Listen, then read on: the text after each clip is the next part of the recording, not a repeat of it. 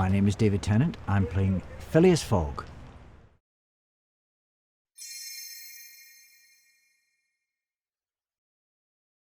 Mr. Loam's workshop, where the balloon was, where we discovered the balloon, was a fantastic set to be part of. Of course, the balloon's not all there when we are there. By the time you see it, it'll all be filled in. But even without that, the scale of it was quite breathtaking. Really, it was something to behold. And I think what it will then become, ultimately, I imagine is going to be even more glorious. But yes, the detail that was all there, that you really got a sense of who Loam was, really, from the way that set was constructed. And it's a fantastic finale to episode 1 as well, because the whole thing about the hot air balloon is so iconically linked to this story, I think, in people's imagination, that it would be a huge disappointment if we didn't sail off on a balloon at one point.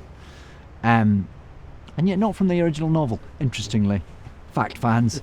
But I think it's something that people expect has to be in this story at some point. And the fact that it's such an important moment in that first episode, it's the thing that sort of saves them. It's the thing that takes them out of Paris and really on the journey, it starts the journey off in a way.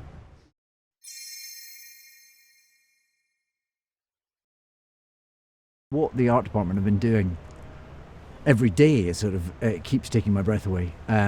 Today there's a lot of actual nature, but a lot of the time it's been constructed by our brilliant design team, and it's. Of course, I think when you're telling a story like this, you've got to have that. You've got to have that scale. You've got to have the ambition to create all the world of this time, and indeed all the many worlds that they go through.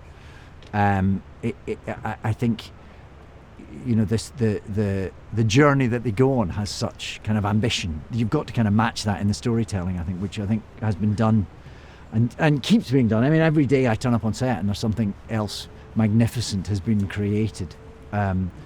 It's a treat for an actor to turn up on, and I hope it will be similarly a treat for the audience to experience.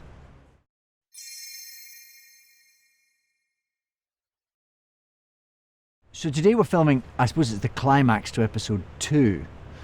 We've been travelling across Italy on this beautiful train, and 2 hours outside Brindisi, where we're supposed to connect to the Suez Canal to continue this journey, we hit this bridge that's been damaged by an earthquake, and the train can't get across.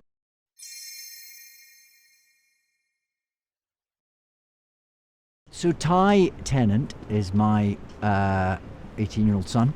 He's just arrived. He arrived in Bucharest last night, and he's going to be part of the shoot in the coming week. In fact, we've never acted together until now, so it's a bit of a first for us as a family.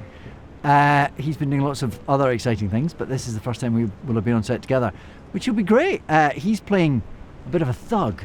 And in episode 8, we have a bit of a ding-dong, actually, a bit of a set too. So he'll be trying to take me down in a New York warehouse. So there'll be lots of family dynamics being played out on set, I'm sure. But it'll be great. I'm very, very much looking forward to that. And it'd be great. I mean, I haven't even seen him yet because we were up in the mountains today, and he's back down in Bucharest. But I look forward to welcoming him to Romania when I get back there.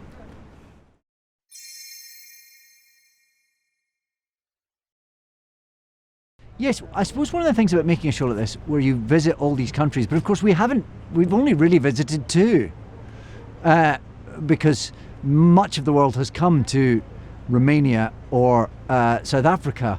I suppose if it does anything, perhaps it for all the places one hasn't been in real life, it perhaps whets the appetite. I've never been to India, for instance, and those who have been to India talk about it often as quite a sort of life-changing experience. So I'd like. We visit that in the story, but we don't get to go there in reality to film it. So maybe that's somewhere that it's made me want to visit for real.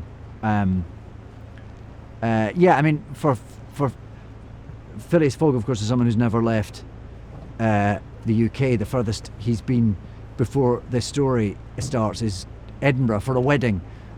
So this whole journey is one of a literal sort of journey around the world, and also a sort of metaphorical one for him, sort of an opening up of the possibilities of what life can be. And I think travel's a great metaphor for that. It's also a great facilitator of that. I think we sometimes have to travel far from home to know what home is, and I suppose if anything that's what this story is about.